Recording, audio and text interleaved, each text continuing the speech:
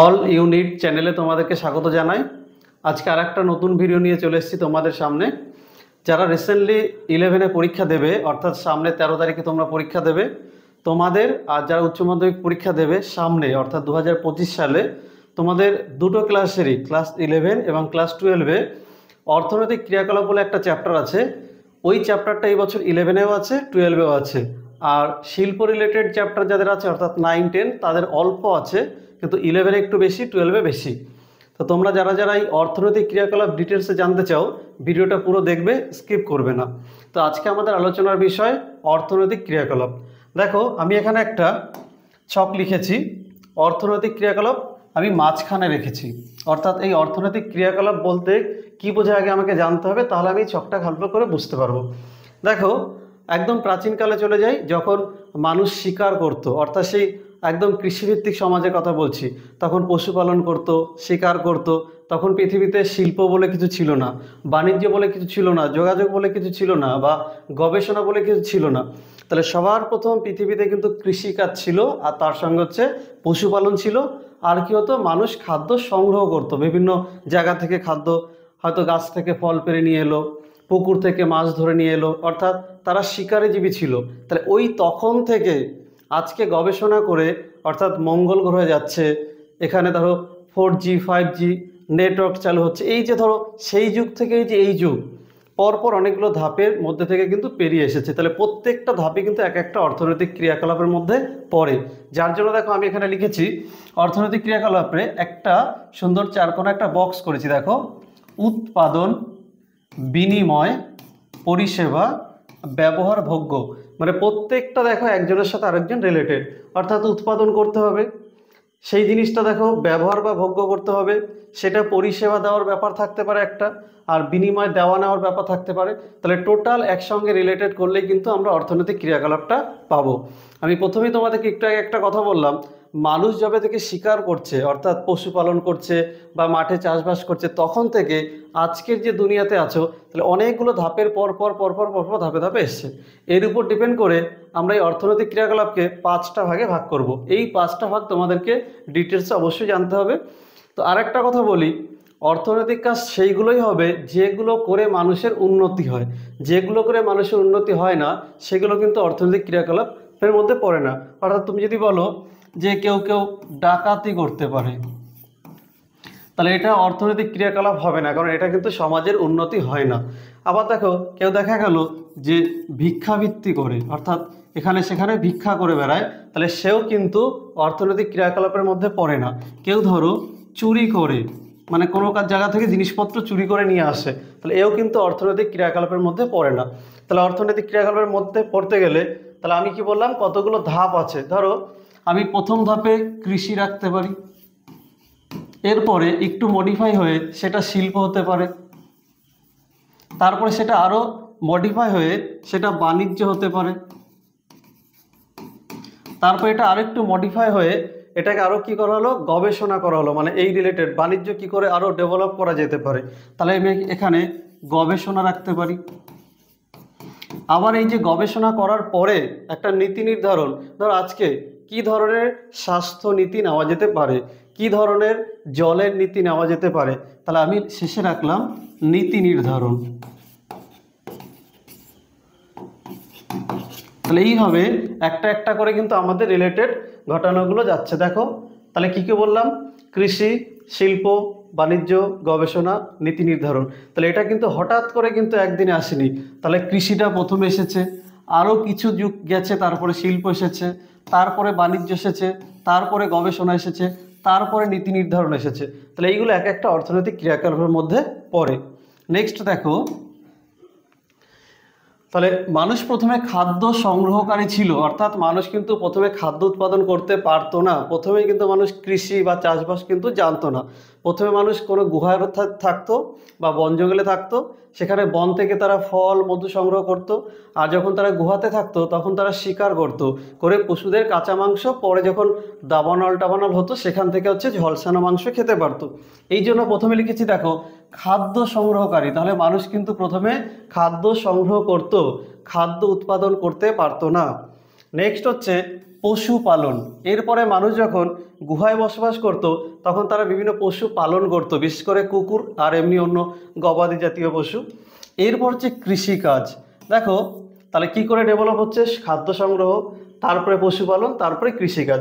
কৃষিকাজ বলতে দেখো আসলে আমরা বলি চাষিরা ফসল তৈরি করে, চাষিরা অ্যাকচুয়ালি ফসল তৈরি করে না।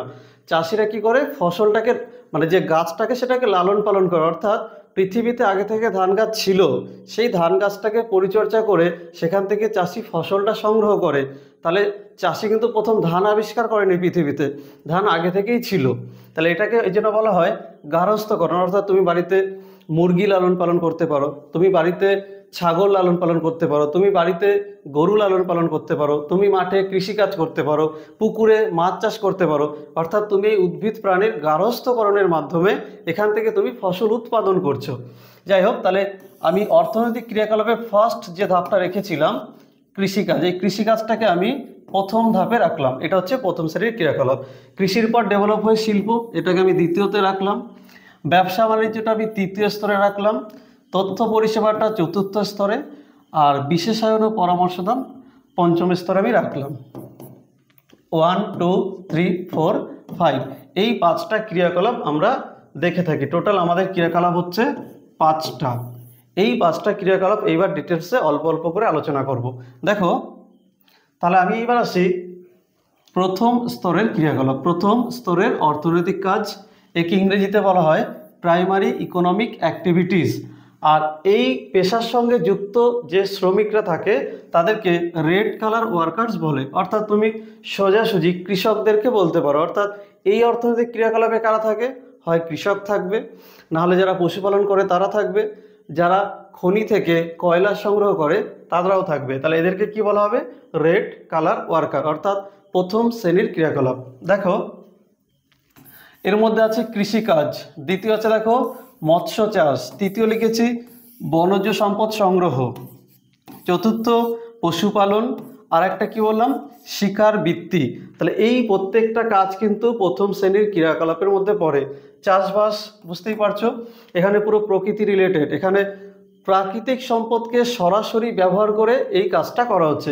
কৃষিকাজ জমিতে করতে হবে, মাছ চাষ সেটাও পুকুরে করতে হবে, বনজ সম্পদ সংগ্রহ, বনজ সম্পদ প্রকৃতিতে আগে থেকেই ছিল, পশুপালন মানুষ পশুকে লালন পালন করবে, আর শিকারী বৃত্তি মানে প্রাচীনকালে মানুষ কিন্তু শিকার বৃত্তি কাজ করত। তাহলে এই ধরনের যে কাজগুলো থাকবে সব কিন্তু প্রাথমিক ক্রিয়াকলাপের মধ্যেই পড়বে। আর এর সাথে যুক্ত শ্রমিকদেরকে বলা হবে রেড কালার ওয়ার্কার্স। এটা ভালো করে মুখস্থ করবে, এটা কিন্তু এমসিকিউ এসিকিউ কোশ্চেন 11-এ আসতেও পারে, বা 12-এ এসিকিউ কোশ্চেন বা এমসিকিউ আসতে পারে। নেক্সট দেখো দ্বিতীয় স্তরের অর্থনৈতিক কাজ, ইংরেজি থেকে বলা হয় সেকেন্ডারি ইকোনমিক অ্যাক্টিভিটিস। আর এই কাজের সঙ্গে যুক্ত যে শ্রমিকরা থাকবে তাদেরকে বলা হবে ব্লু কালার ওয়ার্কার। এখানে শ্রমিকরা আগে থেকেই বলি দক্ষ হতে পারে, আবার অদক্ষ হতে পারে। কারণ শিল্প দ্বিতীয় স্তরের ক্রিয়াকলাপ মানে কি, শিল্প। এই জন্য দেখো আমি এখানে শিল্প আগে থেকে লিখেছি। তাহলে শিল্প হচ্ছে দ্বিতীয় শ্রেণীর ক্রিয়াকলাপ, সেটা কৃষির উপর ডিপেন্ড করে হতে পারে, খনিজ সম্পদের উপর ডিপেন্ড করে হতে পারে, বা অন্য কোনো জিনিসের উপর ডিপেন্ড করেও কিন্তু হতে পারে। তাহলে মধ্যে কথা হচ্ছে শিল্পটা হচ্ছে আমাদের দ্বিতীয় শ্রেণীর ক্রিয়াকলাপের মধ্যে পড়ে। আর এখানে দক্ষ আর অদক্ষ দু ধরনেরই শ্রমিক দেখতে পাওয়া যায়। তাহলে যে কোনো শিল্প, ধরো তোমার বাড়ির পাশে একটা লৌহ ইস্পাত শিল্প গড়ে উঠলো, তাহলে ওটাই দ্বিতীয় শ্রেণীর ক্রিয়াকলাপের মধ্যে পড়ে। নেক্সট আমরা আলোচনা করব তৃতীয় শ্রেণীর ক্রিয়াকলাপ। দেখো তৃতীয় শ্রেণীর অর্থনৈতিক কাজ, একে বলা হচ্ছে টার্সিয়ারি ইকোনমিক অ্যাক্টিভিটি। আর এই কাজের সঙ্গে যুক্ত যে শ্রমিক থাকে এদেরকে বলা হয় পিঙ্ক কালার ওয়ার্কার। এখানে একটু ভালো করে বুঝতে হবে কৃষি আর শিল্প। দেখো কৃষি থেকে শিল্পকে ডেভেলপ করার জন্য সেখানে কিন্তু যোগাযোগ ব্যবস্থা দরকার। এই জন্য তৃতীয় শ্রেণীর ক্রিয়াকলাপের মধ্যে পড়ে ব্যবসা বাণিজ্য, পরিবহন, যোগাযোগ ব্যবস্থা, ব্যাংকিং পরিষেবা, আর হচ্ছে শিক্ষা। দেখ এখানে দু একটা মতভেদ থাকতে পারে। এই ব্যাংকিং পরিষেবাটা কেউ কেউ কিন্তু চতুর্থ শ্রেণীর ক্রিয়াকলাপও বলে, সেটা আমি বলে দিচ্ছি কেন বলে। দেখো প্রথম দিকে যে ব্যবসা বাণিজ্যগুলো আছে প্রথমেই কিন্তু মানুষ একদম খুব হাই কোয়ালিটির ব্যবসা বাণিজ্য কিন্তু পারতো না।